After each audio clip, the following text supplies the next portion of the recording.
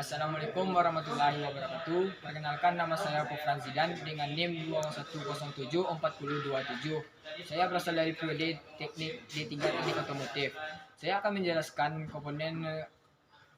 UAS komponen sensor dan fungsinya. Sensor MAP, Manifold Absolute Pressure. Fungsi MAP berfungsi mendeteksi tekanan intake manifold dengan menggunakan unit sensor yang menyatu. Kedua, sensor IAT. Sensor IAT atau intake air temperature. Fungsi IAT yang mendeteksi AT ditempatkan pada bagian depan cara saringan udara. 3. Sensor ECT atau engine coolant temperature. Fungsi ECT berfungsi mengubah tekanan sesuai dengan temperatur cairan pendingin mesin. Sensor TPS atau throttle position sensor. Fungsi TPS untuk mendeteksi sudut buka throttle valve. 5. Knock sensor.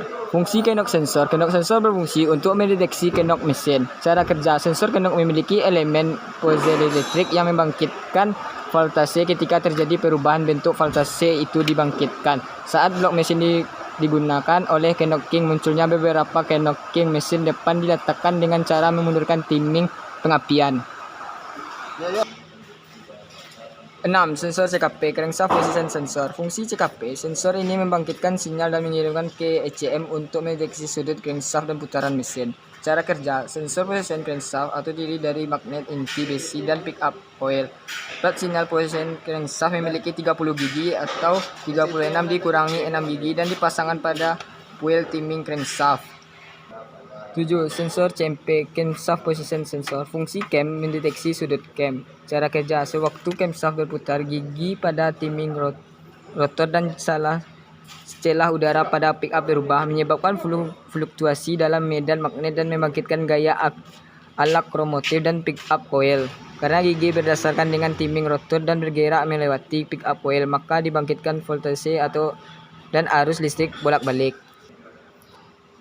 Oksigen sensor. Fungsi oksigen sensor digunakan untuk mendeteksi konsentrasi oksigen di dalam gas buang dan memberikan umpan balik kepada ECM untuk mengontrol rasio udara bahan bakar.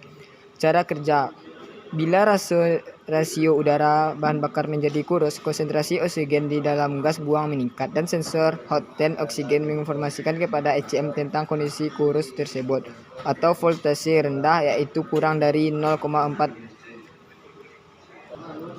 9. Koil pengapian. Fungsi koil pengapian di dalam ignitor yang bertugas mount switches on dan off arus primary coil.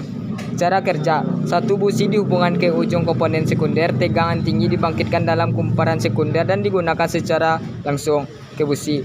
Loncatan bunga api dari busi melewati elektroda tengah menuju elektroda massa. 10.